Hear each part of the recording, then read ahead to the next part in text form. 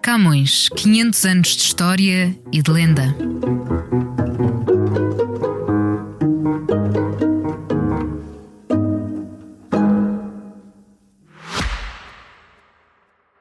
Subscrever o Expresso é ter acesso à melhor informação, a uma vasta oferta de conteúdos exclusivos e à opinião de referência. Subscrever o Expresso é tornar-se membro do nosso clube, poder ser voz ativa de uma comunidade informada e beneficiar de vantagens exclusivas. Subscreva o Expresso em expresso.pt/digital. Expresso. Liberdade para pensar.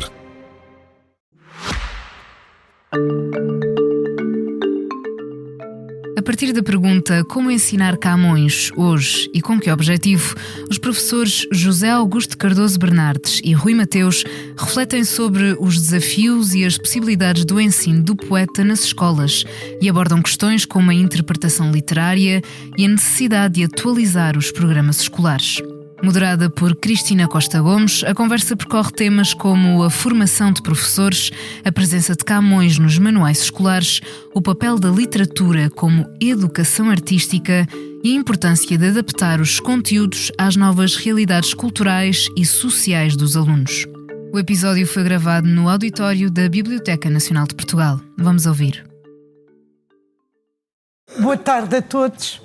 Dando continuidade ao ciclo de debates na Biblioteca Nacional de Portugal, no âmbito das comemorações do 5º centenário do nascimento de Luís de Camões, vamos dar início à terceira das sessões, subordinada a um tema extremamente pertinente e atual: ensinar Camões hoje. Encontro-me aqui em substituição da professora, da colega Margarida Braga Neves, que por questões de saúde se viu impossibilitada de comparecer hoje para moderar este debate. Chamo-me Cristina Costa Gomes, estou aqui na dupla condição de investigadora integrada do Centro de Estudos Clássicos da Faculdade de Letras, mas também com experiência de professora do ensino básico e secundário.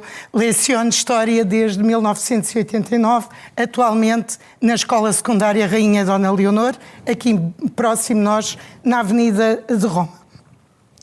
Sendo o objetivo central deste ciclo de debates envolver o público na discussão sobre os desafios colocados pela figura, pela biografia e a obra de Camões, parece-nos que o tema de hoje é particularmente pertinente, apelando, no fundo, à experiência e participação de todos os que se encontram no auditório, para além dos dois oradores que tenho junto a mim.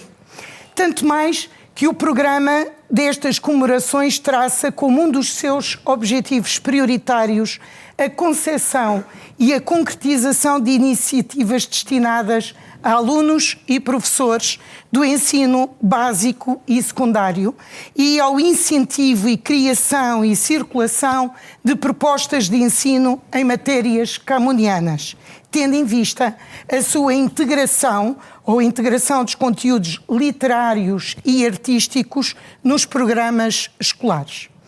Afinal, quando paramos para pensar sobre o ensino de Camões hoje, podemos procurar respostas para 4 questões simples, nucleares, mas de tão simples que são extremamente complexas, dada a natureza da matéria. E essas questões são: ensinar Camões hoje a quem? A que níveis de ensino nos estamos a reportar? E a que destinatários? Ensinar o quê de Camões? Quais os tópicos, temas de Camões que queremos privilegiar? Ensinar Camões hoje como? Com que metodologias, estratégias e recursos pedagógicos? E ensinar Camões com que objetivos? Apesar de serem, como disse, questões aparentemente muito simples, as respostas são mais complexas do que parecem, dada a natureza da matéria que estamos a trabalhar e que vamos discutir hoje. Por isso, tenho comigo 2 oradores especializados, porque, para além de aliarem a literatura portuguesa nos seus currículos e percursos académicos, têm dedicado também o seu trabalho à investigação e ao ensino com obra publicada nessas matérias. O professor José Augusto Cardoso Bernardes dispensa apresentações, é, como todos sabem, o comissário-geral das comemorações do 5º centenário do nascimento de Luís de Camões, é um reconhecido camonista, especialista na obra de Gil Vicente, professor catedrático da Faculdade de Letras da Universidade de Coimbra, onde tem uma vasta experiência de lecionação de literatura portuguesa do século XVI. Autor de uma vasta obra, subejamente conhecida de todos, tem ainda dado uma particular atenção à articulação entre a literatura e o ensino de português.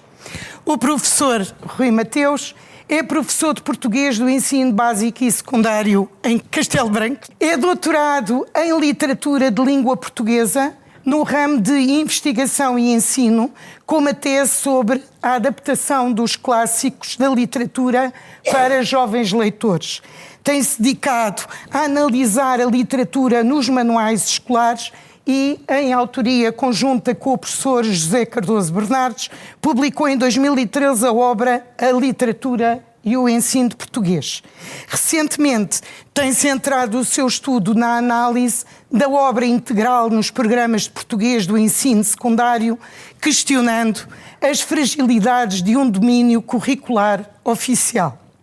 Com percursos que articulam o ensino superior ao ensino básico e secundário, estamos certos de que as intervenções destes dois oradores suscitarão hoje aqui um debate vivo, muito participado por todos aqueles que estão connosco. Passo, pois, a palavra de imediato ao professor José Augusto Cardoso Bernardes e, de seguida, passarei ao professor Rui Mateus. De seguida, abrirei o espaço de discussão a todos os presentes para, no fundo, termos o debate que nos convocou aqui hoje. Muito obrigado, professor. Então, boa tarde a todas e a todos. Muito obrigado pelas palavras de apresentação que a Cristina nos dirigiu. É um gosto estar nesta mesa com o Rui. Conheço o Rui há muitos anos. Este muitos não é assim muitos muito alongado. Não pode ser. Ele é um rapaz. Mas encontrei o Rui há quantos anos, Rui? Quando nos encontramos?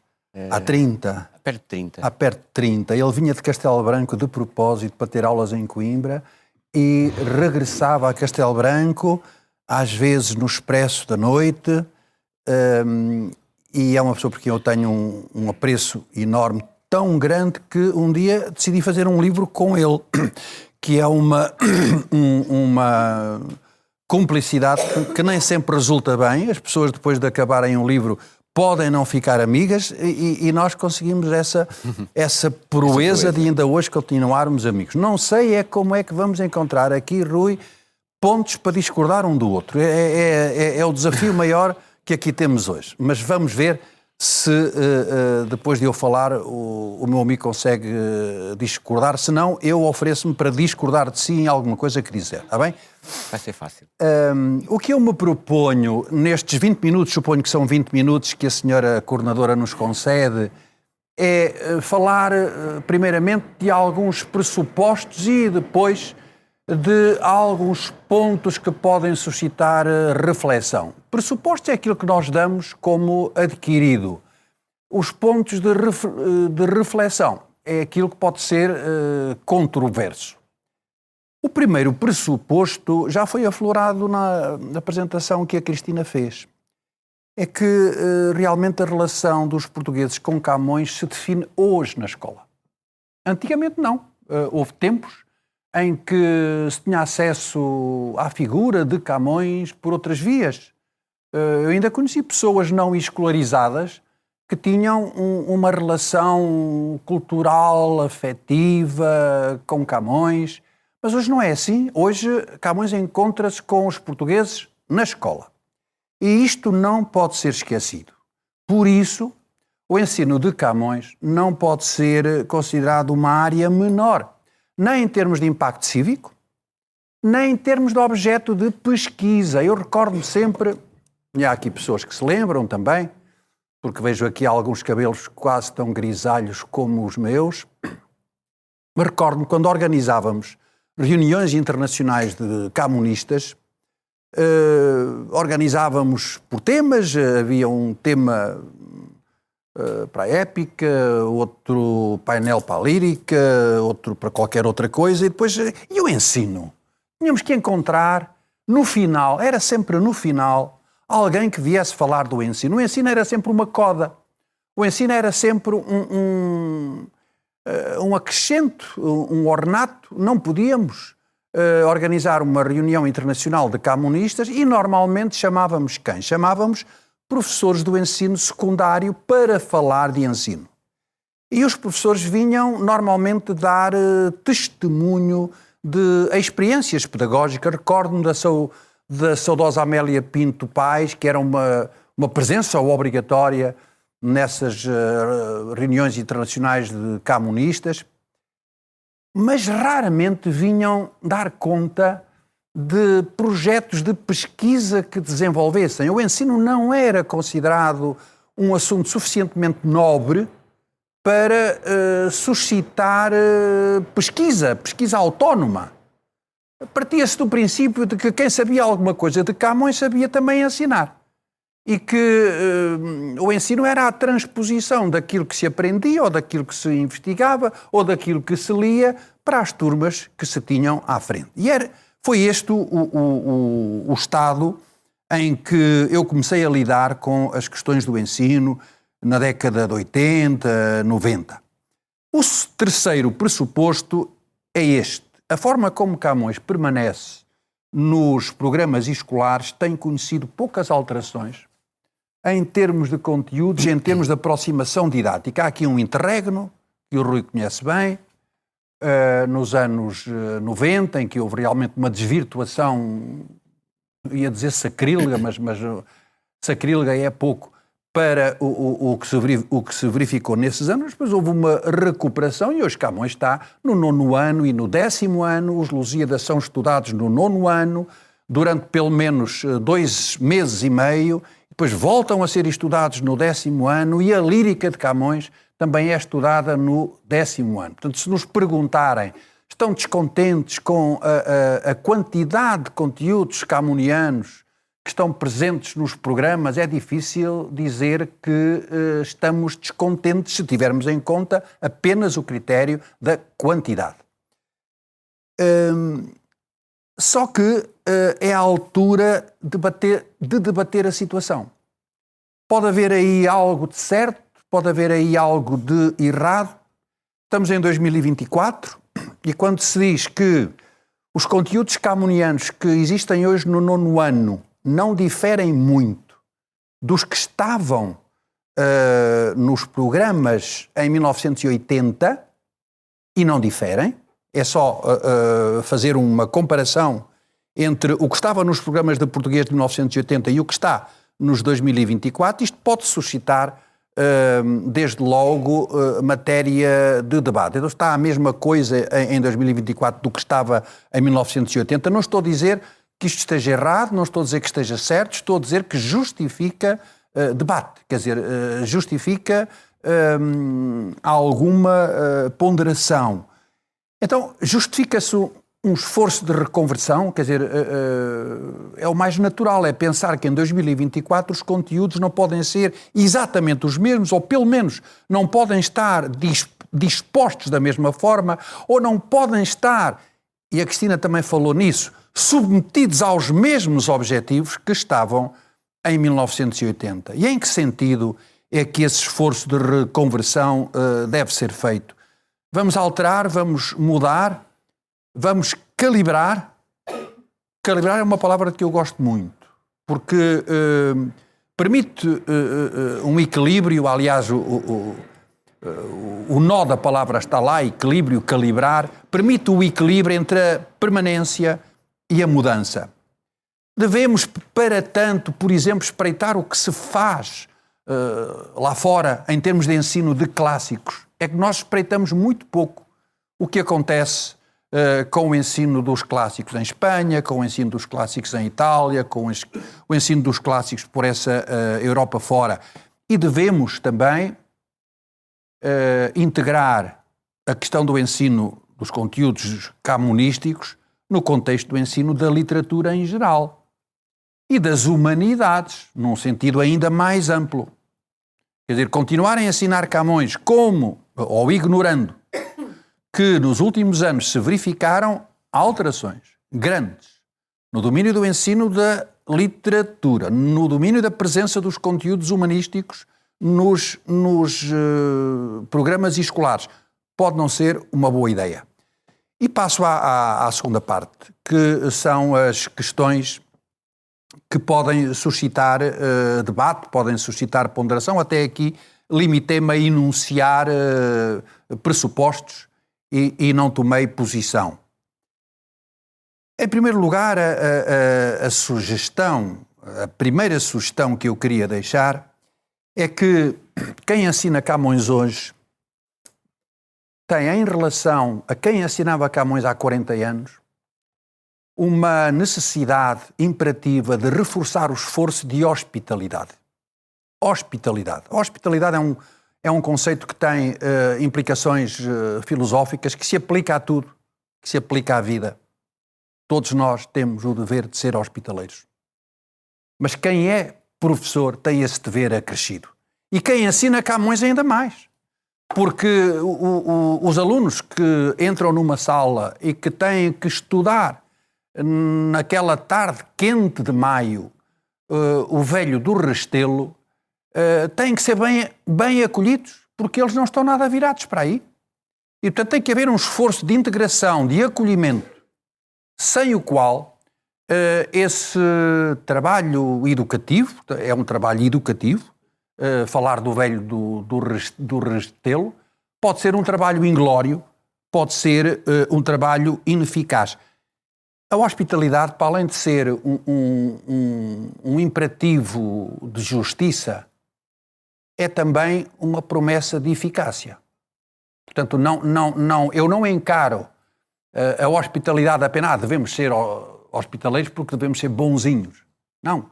Em termos de comunicação didática, a hospitalidade traduz-se em eficácia, porque significa um esforço de captação, um esforço de adentramento dos alunos dentro das matérias que produz, em geral, muito bons resultados. E como é que a hospitalidade pode ser exercida?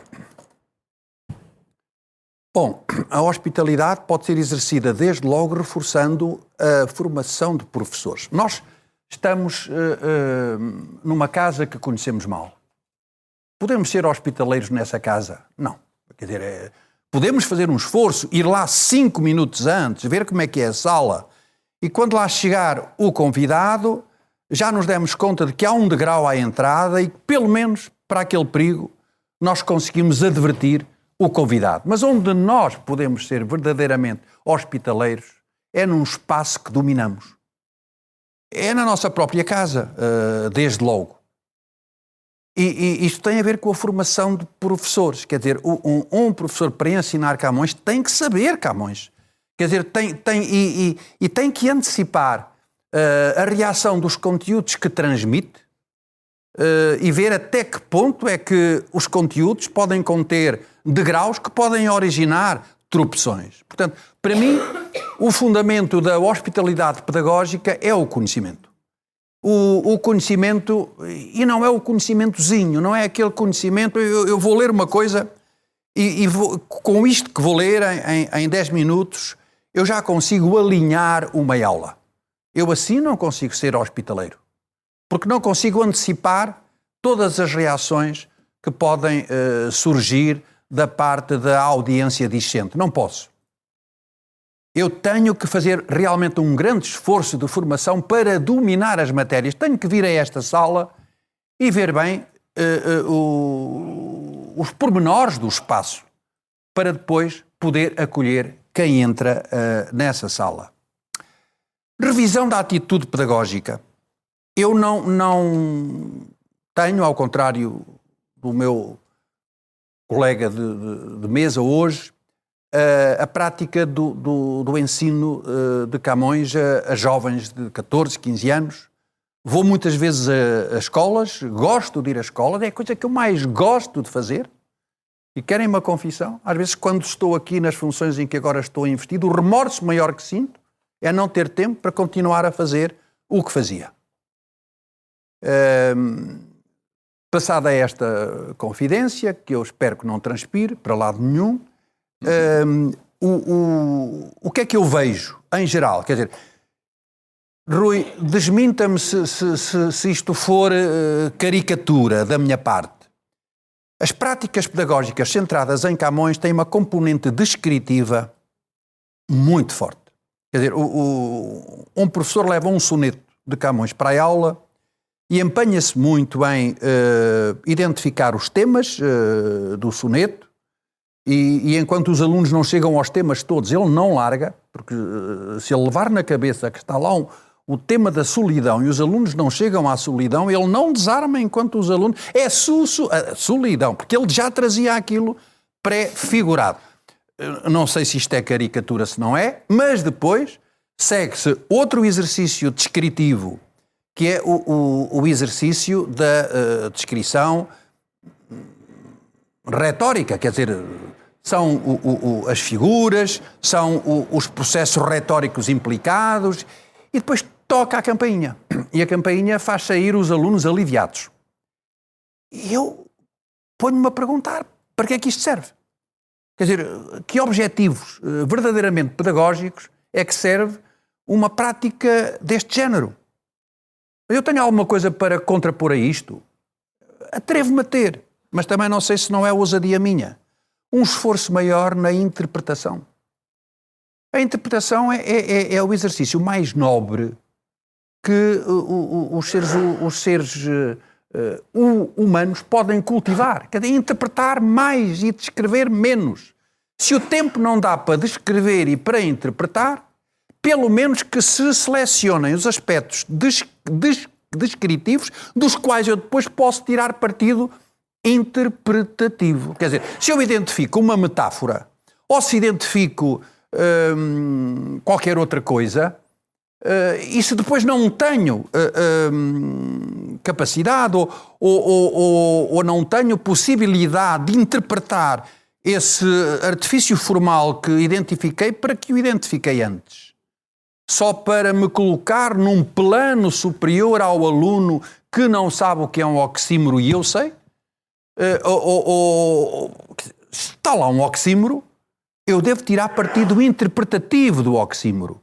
Ou se está uma metáfora em vez de uma imagem, ou uma imagem em vez de uma metáfora, eu devo tirar partido disso.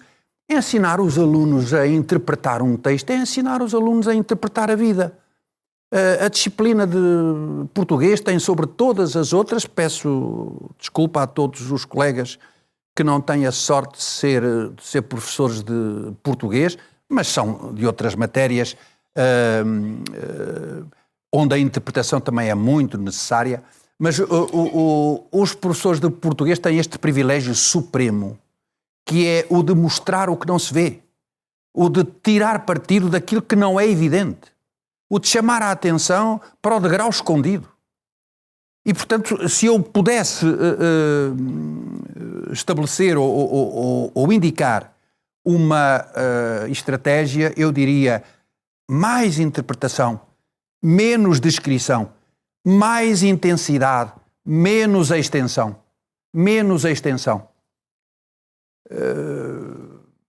Não posso agora levar mais longe esta minha ideia, porque tenho receio de que ela depois cause engulhos ou condicione o debate que eu gostaria muito que se instituísse a propósito destas comemorações. Como é que nós estamos a ensinar Camões? Devemos resignar-nos com a forma como estamos a ensinar ou devemos estabelecer objetivos diferentes para o ensino de Camões? Por exemplo, a questão da interpretação pode levar-nos, eu não digo que nos leva obrigatoriamente, mas pode levar-nos a encurtar os conteúdos. Porque interpretar leva mais tempo do que descrever. E, portanto, quando eu sugiro que se interprete mais e se descreva menos, é que quando o que é isto? É uma metáfora e acabou. Vamos interpretar a metáfora. interpretar a metáfora leva mais tempo. Se leva mais tempo, pode ser que os conteúdos camonianos que atualmente figuram no 9º ano e no 10º ano tenham de ser encurtados. Eu não estou a formular uma sugestão ou a ser sequer assertivo. Estou a dizer que a sugestão da interpretação pode conduzir-nos a este ponto. Por último, ou em penúltimo, o ajustamento dos tópicos que figuram nos programas aos interesses e às expectativas dos alunos. Eu já tive sobre isto uma posição diferente, sabem? Acho que o Rui se lembra disso. Eu já tive uma posição um bocadinho mais rígida. A posição nessa altura era a de que entre anacronizar os textos e levar os alunos ao encontro dos textos, era sempre muito mais proveitoso levar os alunos pela mão ao encontro dos textos e da mundividência em que eles assentam, com jeito, com a tal hospitalidade, ao século XVI. Hoje acho que é possível um caminho intermédio. E acho que é possível ter em conta, é indispensável ter em conta os interesses, as expectativas, a diversidade dos públicos pedagógicos que hoje temos à nossa frente. Não é possível ignorar isso. Quando nós andávamos na escola, quando eu andava na escola, todos vínhamos de 2 freguesias e conhecíamos todos. E o professor não tinha dificuldade nenhuma porque o público era homogéneo. Hoje, um professor do 9º ano pode ter à sua frente alunos de 10 nacionalidades diferentes. Como ensinar o velho do Restelo a alunos nepaleses, a alunos ucranianos, a alunos que têm, enfim, matrizes culturais completamente diferentes das nossas? Não ter isto em conta é um caminho quase certo para o fracasso. Estou a terminar, senhora coordenadora. Portanto, o que eu defendo é um ajustamento dos tópicos aos interesses e às expectativas dos alunos. Isto não é fácil, mas é absolutamente imprescindível. E por último, investigar. Faz-me muita impressão, que os professores do ensino básico e secundário não tenham oportunidade de investigar, não tenham tempo, não tenham incentivos. Há 2 anos atrás, ainda não se falava em comemorações de Camões e eu pedi a 2 pessoas que trabalhavam no meu centro que investigassem pelos centros de formação todos do país para me dizerem quantas ações de formação de teor camonístico estavam a ser oferecidas. Nenhuma. Ou seja, em 2022, os centros de formação espalhados pelo país e pelas regiões autónomas não achavam necessário oferecer uma única ação de formação de teor camonístico. Diziam-me, estamos na ressaca da pandemia, houve uma verba extra para inundar os centros de formação com ações que tivessem a ver com a transmissão pedagógica à distância e não há lugar para mais nada. Então eu pedi a essa pessoa que fizesse uma pesquisa retroativa, que fosse há 4 anos atrás. Também não havia. Ou seja, Camões, os conteúdos camonísticos têm estado ausentes da formação contínua. Não há incentivos, não há estímulos para que os professores se dediquem a investigar. Tenham um tempo, tenham um semestre, tenham um ano. Isto está previsto na lei, a licença sabática existe, mas não é aplicada. E sem que os professores tenham esse estímulo, tenham esse ar de hospitalidade que os ministérios deveriam ter, olha, dedique-se durante um ano a investigar. Apresenta um plano, evidentemente, não é pôr o dedo no ar, eu agora quero passar um ano. Não, apresenta um plano e há uma comissão que seleciona planos que depois têm repercussão nas práticas, na qualidade das práticas letivas. E pronto, falei de pressupostos, falei de recomendações E pela reação do Rui, acho que deixei 2 ou 3 coisas com que ele não concorda e eu fico todo contente com isso. Muito obrigada, professor. E passo de imediato a palavra ao professor Rui Mateus, depois abrimos o debate. Muito bem. Pronto, então, boa tarde a todos. Queria começar por agradecer o convite para estar aqui hoje a falar sobre um tema que me é tão caro, que é Luís de Camões e o ensino de Camões na escola, visto que eu sou professor do ensino secundário, como aqui já foi dito pelos meus colegas de mesa. É de facto uma honra para mim estar aqui nesta sala para vos falar um pouco da minha ideia acerca do que este tema suscita no meu trabalho e nas minhas preocupações diárias. Portanto, queria cumprimentar também os meus colegas de mesa, todos os presentes. Sei que também há pessoas a assistir por via remota, também o meu cumprimento para todas elas. E passo então desde já ao que tenho aqui para dizer. Bom, eu preparei aqui um pequeno plano, começando por falar um pouco daquilo que é o meu entendimento deste tema hoje, porque estamos a falar de um tema que é ensinar Camões hoje, não é? É um tema vasto, é um enunciado que é de difícil e complexo tratamento. Aliás, saiu há poucos meses um artigo de António Carlos Cortês na revista Vértice, que eu tenho até aqui comigo, e é um artigo bastante instigante, porque fala sobre como ensinar Camões hoje aos jovens que estão no ensino secundário, e ele fala exatamente dessa questão, incluída na didática da literatura em geral, e as palavras são dele, como um problema complexo e profundo, acerca do qual é difícil, de facto, hoje dar soluções muito definitivas ou até bem delimitadas.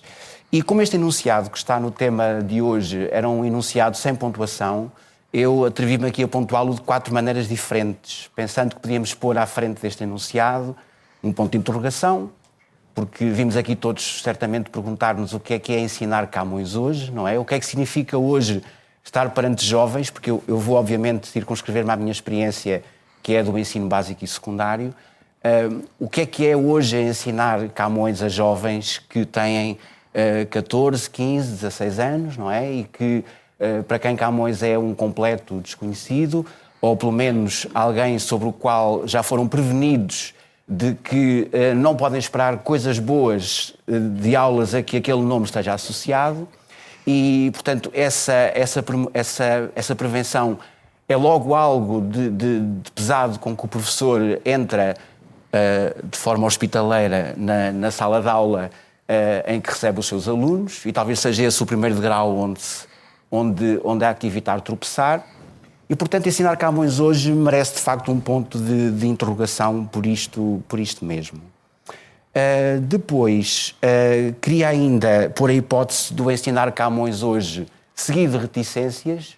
Aqui as reticências equivalem ao uso que lhes damos enquanto hesitação e suspensão, e talvez seja a resposta mais imediata e esperada à interrogação anterior, porque, de facto, a hesitação e a suspensão é aquilo que mais talvez povoará o espírito do professor quando se coloca perante este problema, que é ao mesmo tempo o seu desidrato, que é ensinar um poeta que muito ama, não é?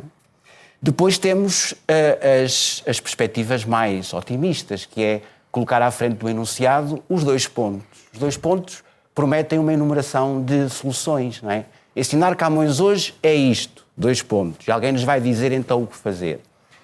Que é coisa que não vai acontecer aqui. Digo já de pré-aviso que, obviamente, também não esperavam que eu fizesse.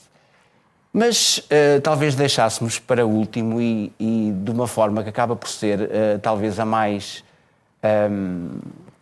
a mais promissora e até salvadora, que é colocar-lhe um ponto de exclamação. Ensinar Camões hoje. Ou seja, acreditar que ainda faz sentido, valerá a pena e tem todo o mérito e justificação a trazer Camões para as salas de aula onde temos hoje jovens para nos ouvir e para aprender connosco. Pronto, isto como, digamos que limiar para esta pequena conversa que queria então aqui ter convosco, porque de facto o enunciado é um enunciado muito importante e que subjaz até a um dos objetivos da estrutura de missão a que o professor Bernardes está a presidir. É o 5º objetivo, que diz exatamente o seguinte: incentivar a criação e a circulação de propostas de ensino de matérias camonianas. Pronto, que este encontro hoje possa ser pelo menos uma abertura de portas e de espíritos para este tipo de preocupação. Queria também dizer, até para ir ao encontro do que o professor Bernardes disse, que de facto hoje Camões existe em abundância, de facto, nos programas. Camões está representado no programa de português do 8º, do 9º e do 10º anos de escolaridade e está representado com um cânon escolar considerável, sobretudo no 9º ano e no 10º ano. Lembraria que aos 2 meses e meio, sensivelmente, que ocupamos com os Lusíadas, no 9º ano, com os alunos, portanto, que estão a terminar o seu ensino básico, acrescemos no 10º ano com outro tanto tempo ou mais ainda para apurar certos elementos da estrutura dos Lusíadas e das reflexões do poeta, complementados com o estudo da lírica camoniana. Portanto, em termos de peso canónico, Camões está de facto bem representado hoje. Houve um esforço da parte de quem regula os programas oficiais para que essa representação estivesse assegurada. Não estou tão seguro de que essa mudança que houve, portanto, apesar de haver uma certa cristalização do lugar de Camões no cânon escolar, houve um reforço dessa presença após o tal intervalo de que o professor Bernardes falou há pouco. Esse reforço foi feito. Não sei até que ponto é que estes anos que, entretanto, passaram, desde a introdução do novo programa e da primeira revisão com a inclusão das metas curriculares e da segunda revisão com a introdução das aprendizagens essenciais e do perfil dos alunos à saída da escolaridade obrigatória. Portanto, apesar destas nuances, o programa ainda é, no fundo, o mesmo. Não sei, dizia, até que ponto essas alterações foram acompanhadas de uma mudança de espírito da parte de quem ensina. A verdade é que, de facto, as formações para que isso pudesse acontecer não tiveram, de facto, lugar. E também não sei até que ponto é que a boa vontade individual de cada um permitiu que isso viesse, de facto, a acontecer.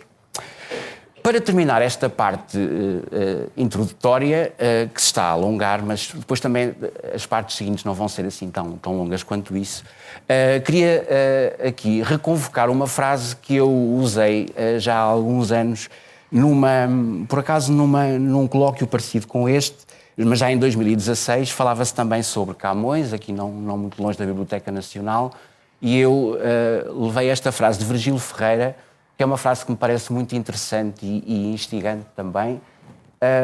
No seu 5º volume da Conta Corrente, portanto, daquele que era o seu diário, Virgílio Ferreira deixou esta frase, diz o seguinte: a obra de arte clássica é que se retalha ao bisturi e já não se queixa.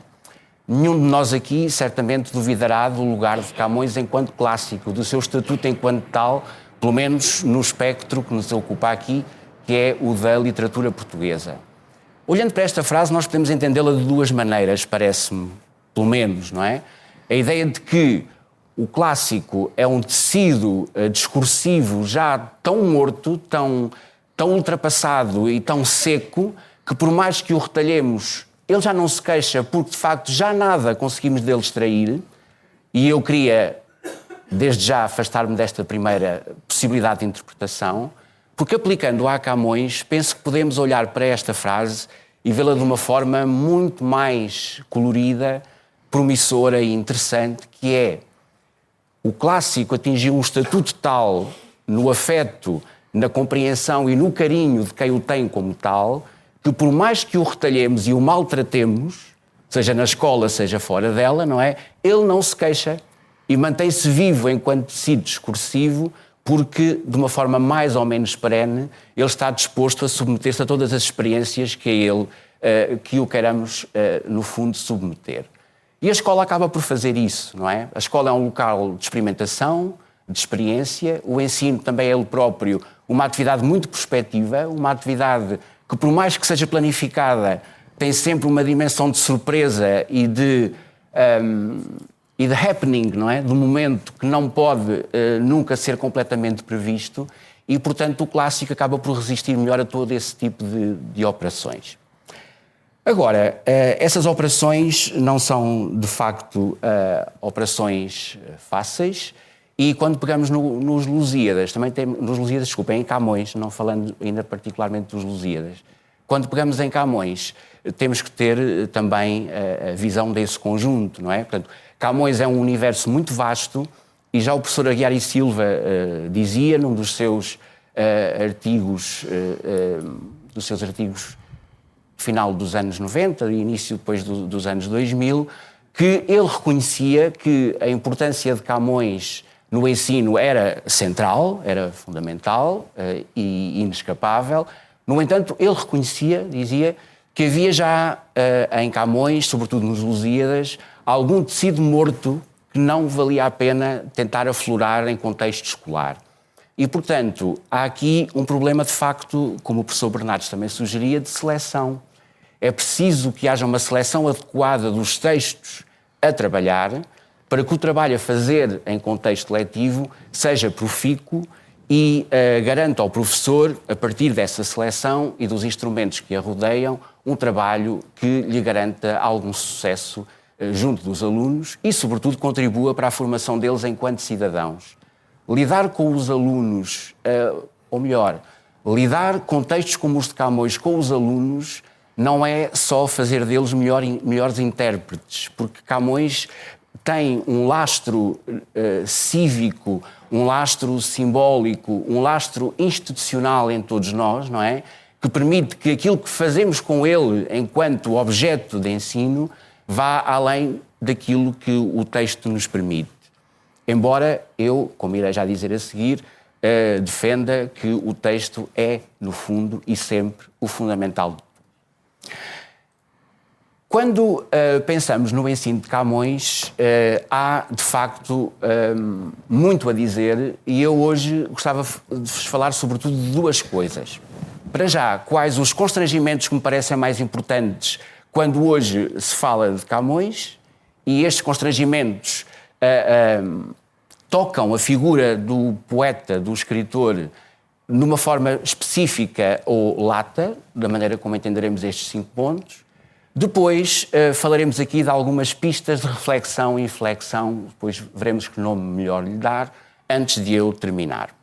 Então eu vou, talvez até saltar um pouco os meus apontamentos daqui e para não me alongar muito, vou dizer o que é que entendo por cada um destes constrangimentos e desde já convido quem me está a ouvir para pensar um bocadinho comigo sobre aquilo que eu aqui vos vou sugerir e depois até levantar alguma questão acerca do peso de cada uma destas coisas. Ora bem, estes 5 constrangimentos que eu vou falar de forma breve são constrangimentos que vão em crescendo, ou seja, eles começam por ser mais específicos da questão camoniana em particular, mas depois vão, enfim, tocando sempre em Camões, tocar também outros aspectos que se colocam ao ensino do português hoje em dia. No que a Camões em particular diz respeito, há a questão da apropriação institucional do autor, não é? O facto de Camões representar muito para nós, dentro da nossa simbólica de portugueses, não é? Faz com que os alunos cheguem à sala de aula com uma carga, com uma pequena herança, com um conhecimento de Camões que já não é, portanto, aquela abertura virgem ao conhecimento de um autor. Nunca ninguém chega a uma sala de aula sem saber já alguma coisa sobre Camões, porque Camões é falado, há um feriado que é o dia de Camões e, portanto, há qualquer coisa que no imaginário de todos nós toca, no sentido de tocar a campainha, não é? Quando se fala ou quando se diz o nome do poeta.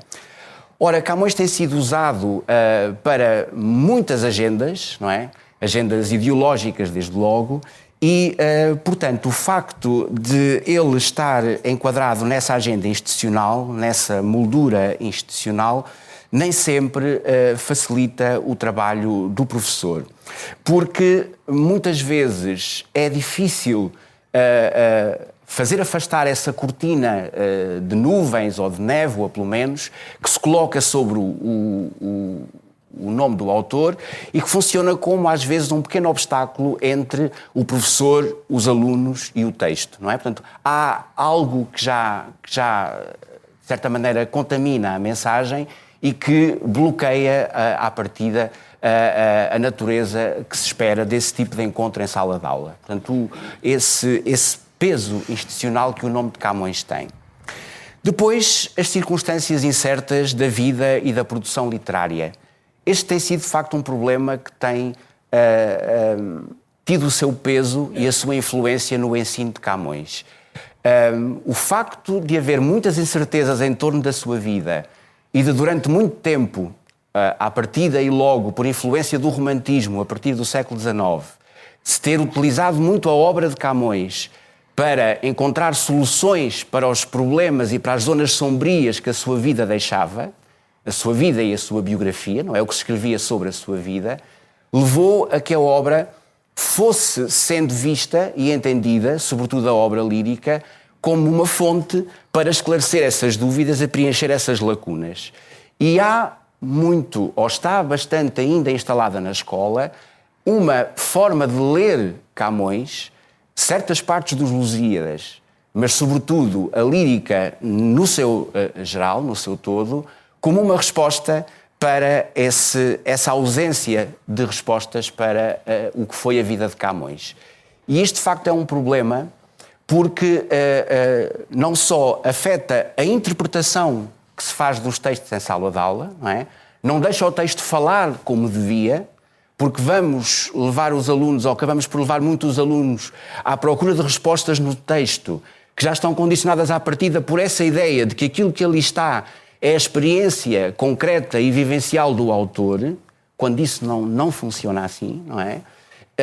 Que de facto acaba por prejudicar o trabalho de interpretação que é feito em sala de aula com os textos do poeta. Um terceiro problema tem a ver com a cristalização do cânon escolar. O professor Bernardo já falou desta questão aqui, não me vou alongar muito com ela, mas de facto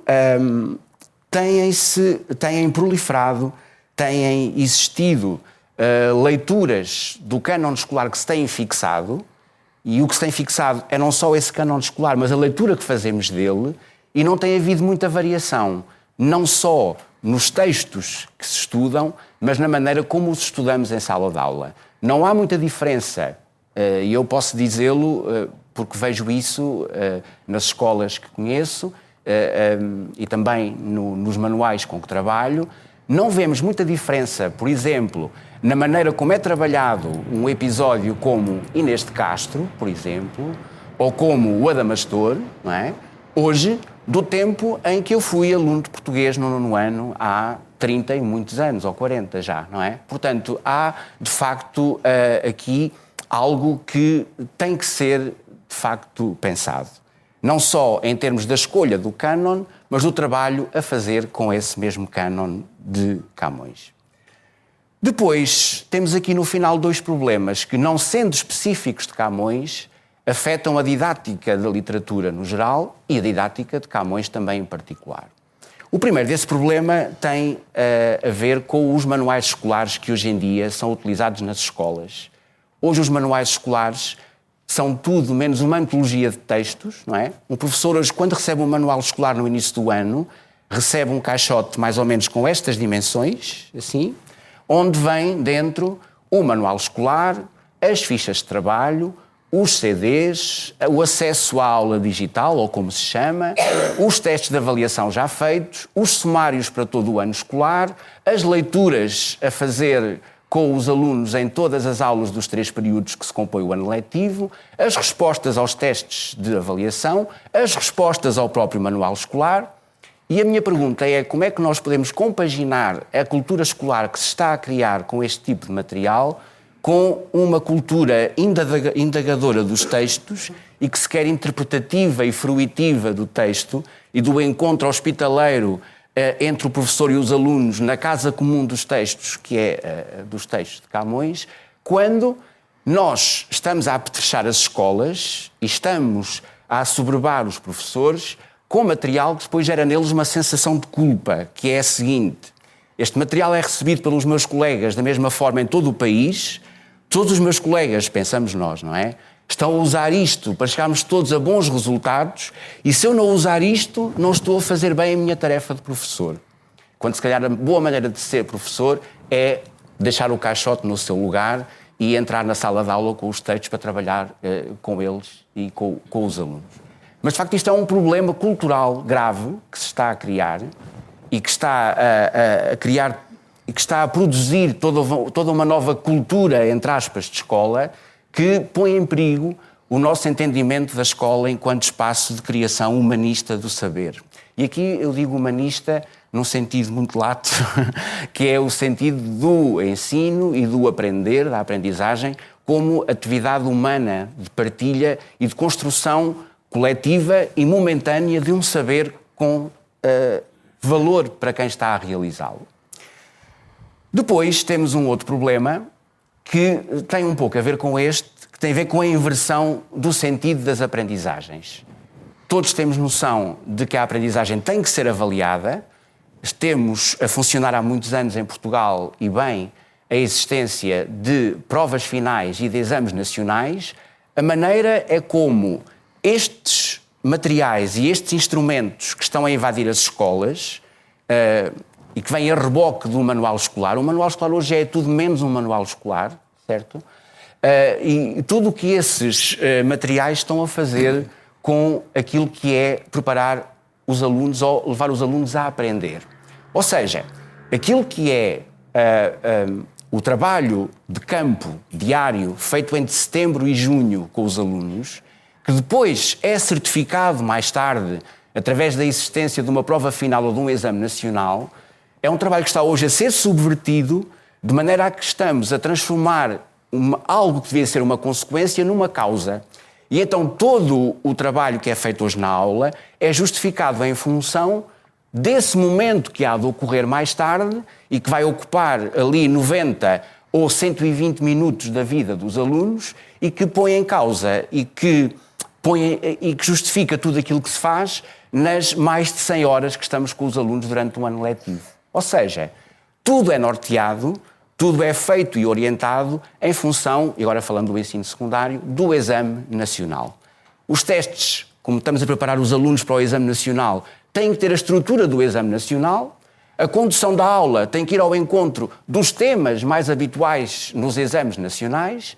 Os textos que se escolhem devem ser aqueles que ultimamente mais têm saído no exame nacional, e tudo isto põe em perigo, digo eu, e acho que a palavra é mesmo pôr em perigo, e se não é pôr em perigo, condiciona de uma forma muito artificial e errada aquilo que deve ser o encontro do aluno com os textos. Eu vou-vos dar aqui um exemplo. Eu não tive tempo de apagar ali a editora, não serve publicidade, mas queria-vos mostrar como Camões, por ser um autor tão central e estar, de facto, no fulcro do cânon escolar do ensino secundário, chega a ser alvo de publicações específicas que querem preparar os alunos para o momento do exame, levarem as leituras certas e as interpretações certas para que seja garantido o seu sucesso no exame nacional. Esta obra, que se chama Camões para Exame, parece quase o livro de código quando se tira a carta de condução, não é? Guia prático de preparação para o exame nacional. E depois a sinopse do livro tem este trecho que eu ali coloquei e que leio convosco.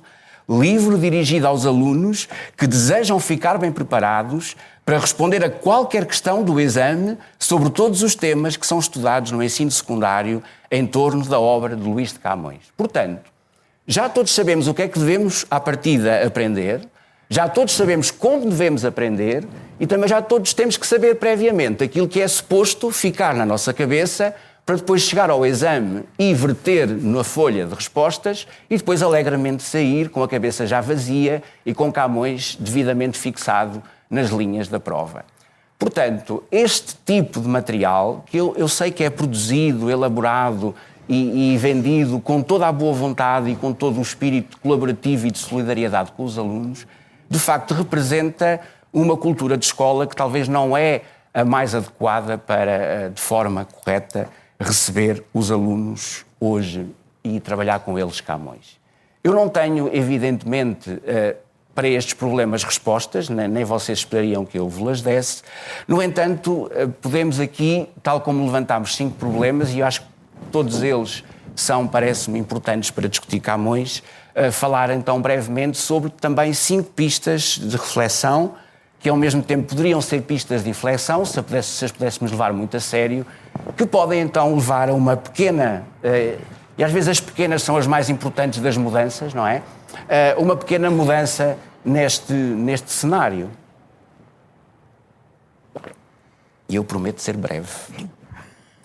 Então, a primeira ideia é a ideia de desocultar, desacralizar e desemoldurar Camões. Ou seja, indo ao encontro do primeiro problema que eu levantei aqui, Camões é hoje um poeta que chega às salas de aula dentro de uma moldura institucional muito complexa e muito pesada, que deixa alunos assustados e professores não menos estremecidos, não é? Porque o professor sente sempre, quando está a tocar em Camões, que está a mexer em matéria mais ou menos sagrada.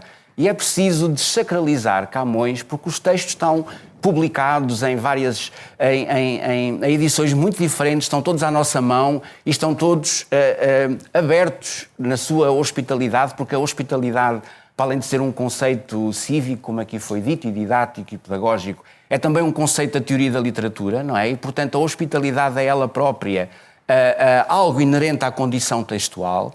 E, portanto, penso que um dos primeiros passos para conseguir, com êxito, levar os alunos a entrosar-se e a lidar um bocadinho melhor com Camões, que muitas vezes não acontece, é quebrar essas barreiras, explicar logo à partida que não há leituras feitas, que a leitura feita pelo professor previamente não é a leitura que tem que prevalecer e que a turma que ali está ali para trabalhar o texto no sentido em que Stanley Fish queria, não é?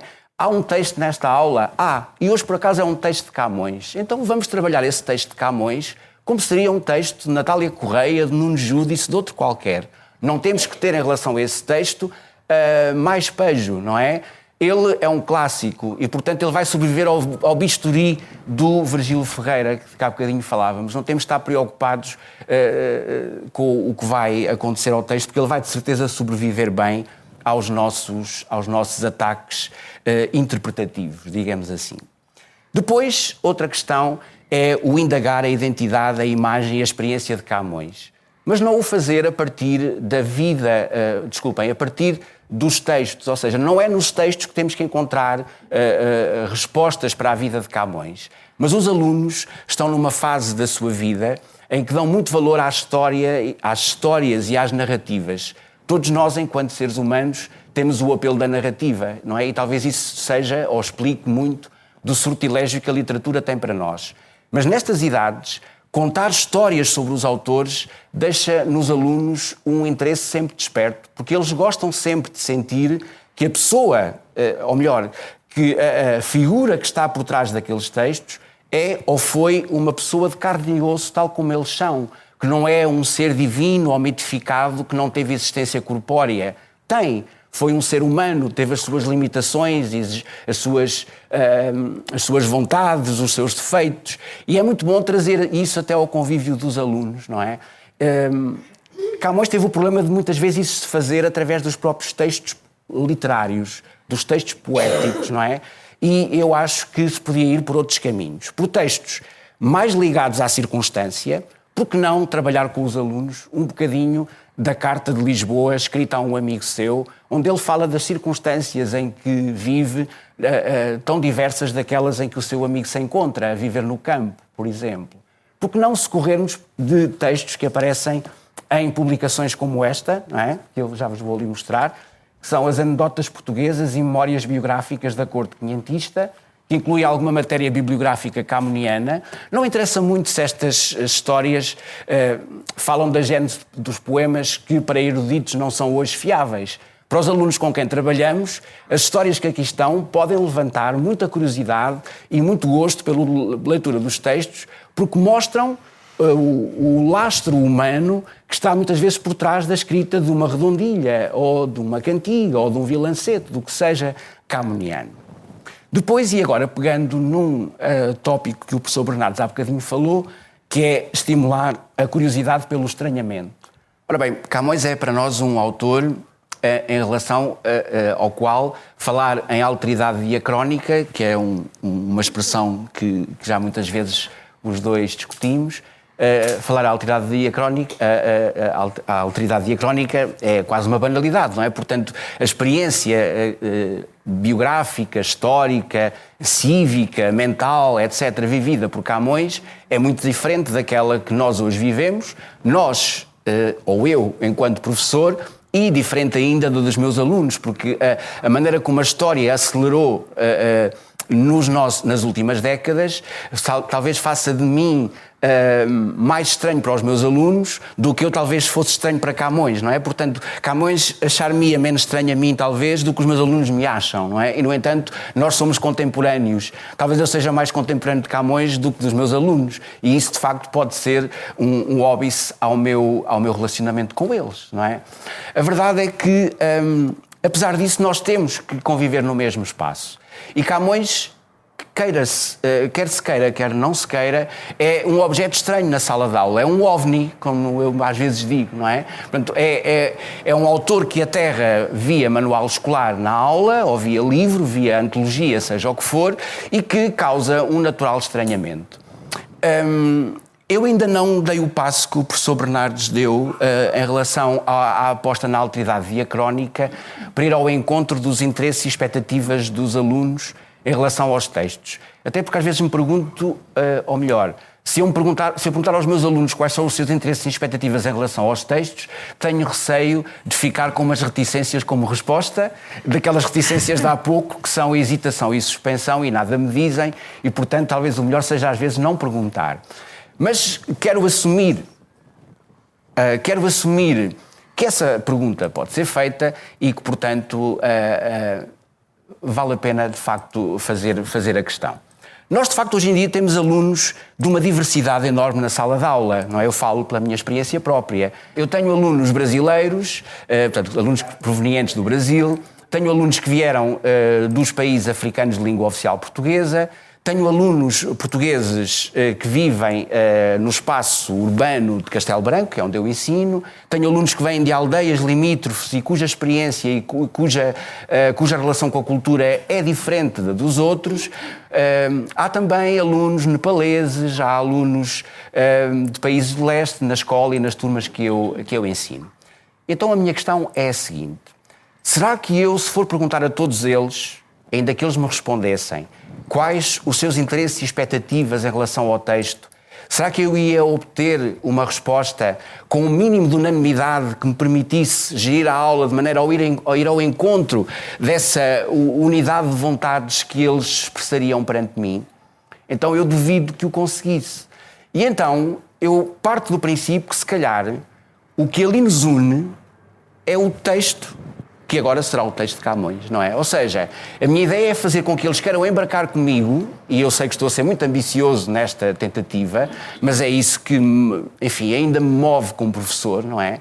É fazer com que cada aula sobre um autor como este, não é? Um autor de outro tempo, de outra mentalidade, com outra estética, com outra visão do mundo, tão diferente da nossa, não é?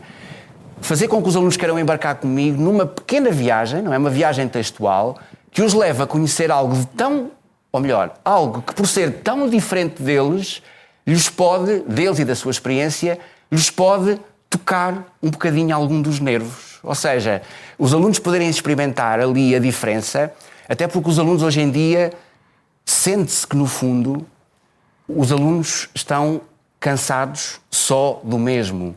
Os alunos vivem inundados, quase afogados em modernidade. Boa ou má, nem sei defini-la, mas é a que eles têm. Ou seja, eles estão imbuídos e quase afogados no contemporâneo e não têm quase uma visão de perspectiva do passado. E já só quase a escola é que lhes dá essa experiência. A escola dá-lhes a experiência do passado, dá-lhes a experiência da escrita. Eu começo a ter alunos, quando chegam ao 7º ano, têm dificuldade em domar o movimento de segurar uma esferográfica. Têm dificuldade em respeitar a margem das folhas, têm dificuldade em seguir a linha das folhas pautadas, porque para eles escrever é um ato estranho que só se realiza na escola. Fora da escola não escrevem. E muito menos escrevem formalmente como pedimos que se faça. E, portanto, tudo isto acaba por ter, para os alunos, Camões, mas também todo o resto, quase um peso ou uma ocorrência tão nova que eu prefiro pegar nessa ideia de novidade, não é? e então tentar que aquilo que nos une ali a todos, nepaleses, portugueses, africanos, brasileiros, é naquele momento Camões. Porque aquilo que nos distingue é tanto que eu não vou conseguir, de certeza, conseguir uma síntese naquele espaço e naqueles 50 minutos de aula. Então a proposta é a viagem. Muitas vezes a viagem não passa da sala de embarque. Assim, obviamente, muitas vezes não se consegue. Outras vezes conseguimos embarcar com 4 ou 5 alunos e os outros ficam-nos a ver viajar um bocadinho, assim num voo raso, mas acham graça. Olha, eles estão a ver ali qualquer coisa. Há ali coisas no quadro que estão a fazer por causa daquilo que estão a dizer. O que é que será?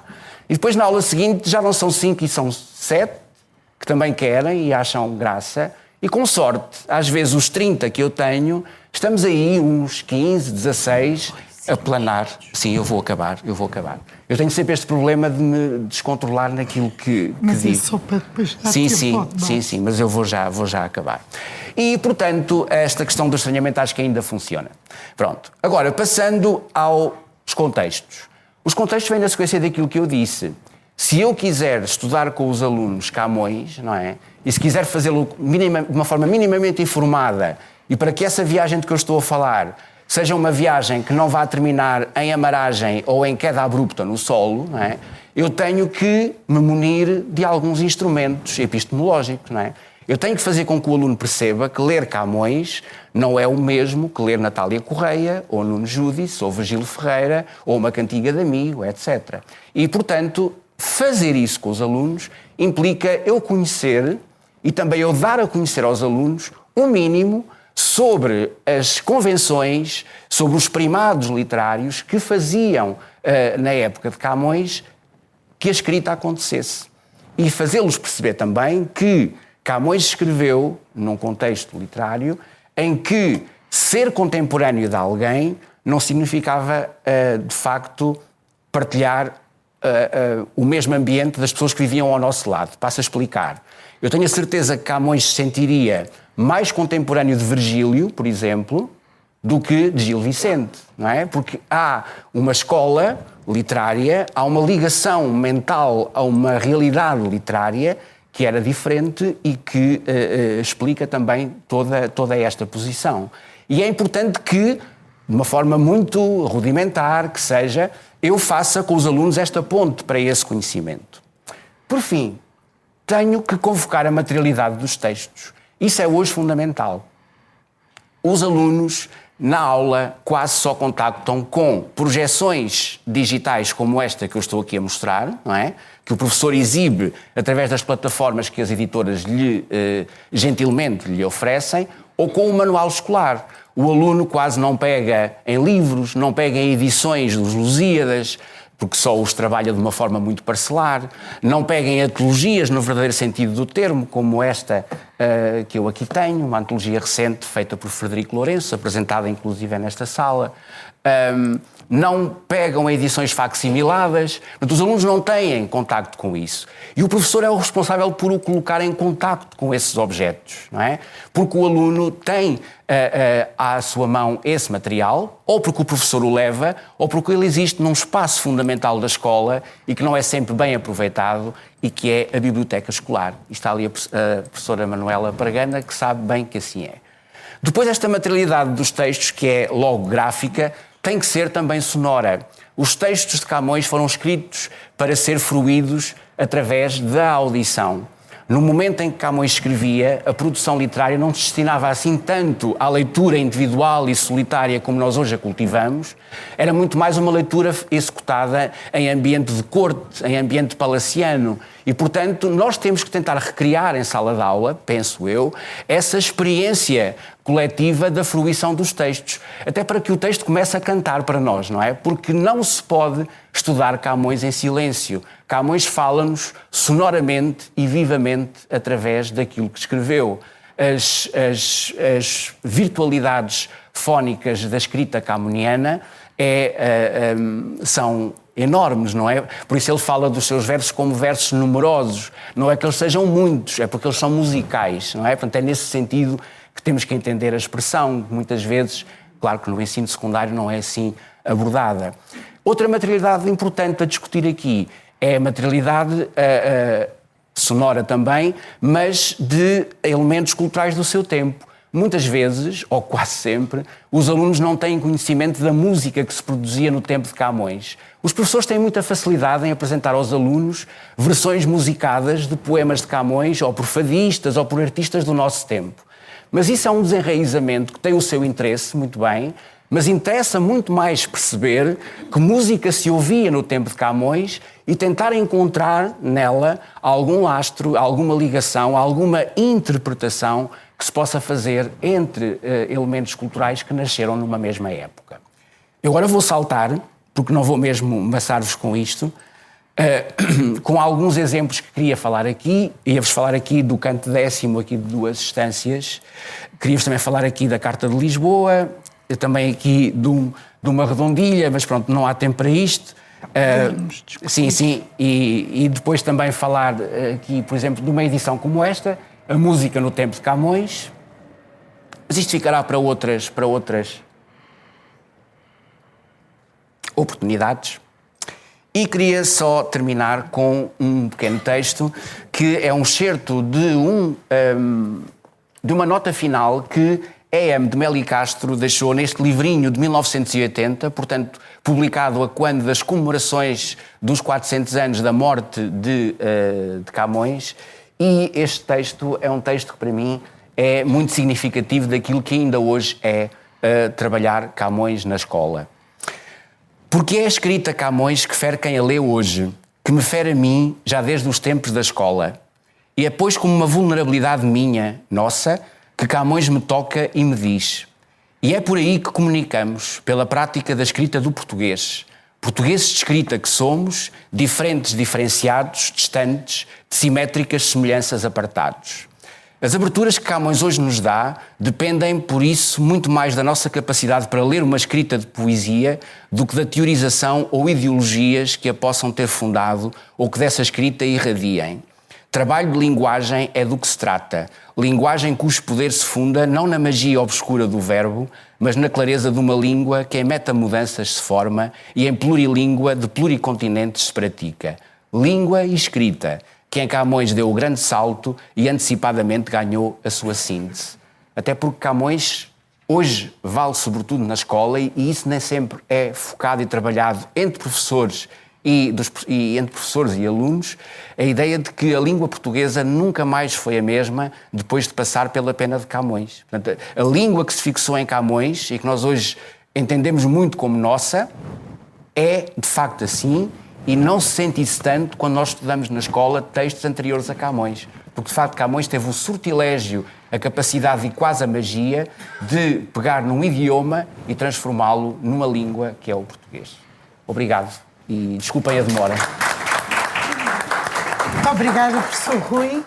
E resta-me agradecer a todos a vossa participação no debate e que Camões seja então essa figura de convergência que permita articular os vários níveis de ensino e captar, aliás, públicos alargados para além dos níveis de ensino, para o podermos continuar a debater e a lançar uma nova luz sobre a figura, sobre a obra, no fundo, sobre o seu tempo, o tempo de Camões, que também em termos de investigação, de doutoramento e de mestrado tem vindo, infelizmente, a diminuir nos últimos anos.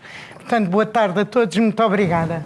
Obrigada, professor. Obrigada a você. Obrigado.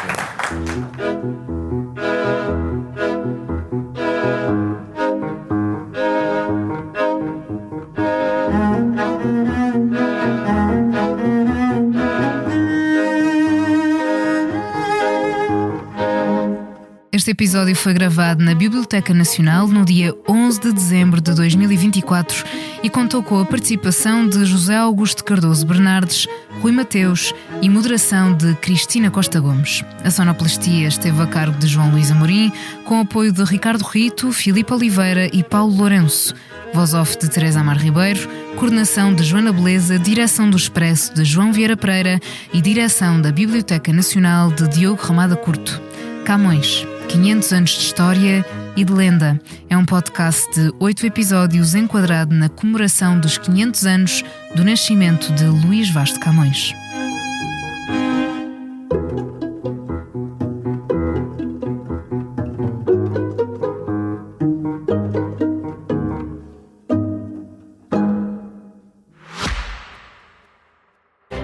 Subscrever o Expresso é ter acesso à melhor informação, a uma vasta oferta de conteúdos exclusivos e à opinião de referência.